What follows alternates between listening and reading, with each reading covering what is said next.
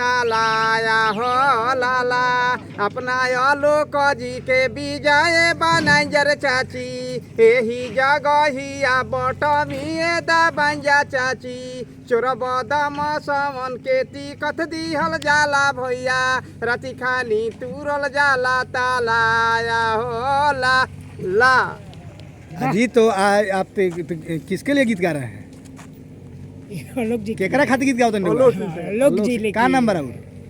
नमो फलवाई बताई का नाम बा और कितना बढ़िया गीत गाओ तनी? का नाम बा राउर? गीत बड़ा सुंदर बा। गा रहे हैं उनसे मिले हैं आपको? बताइए क्या दिक्कत है बताइए। आलोक सी से हो सकता है कि आप मिल जाए। क्या नाम हुआ? हाँ कुछ भाई अथी कर रहिएगा। हमर जजीत ना हो जजी जी कहाँ गाँव बा राउर? हरबंसपुर हरबंसपुर। अच्छा तो अभी गीत गईनी है मैंने का सोच के गईनी है?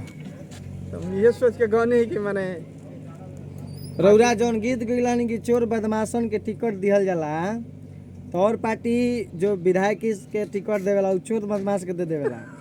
रौरा नजर में आलोक सिंह बहुत सुंदर प्रत्याशी भवन।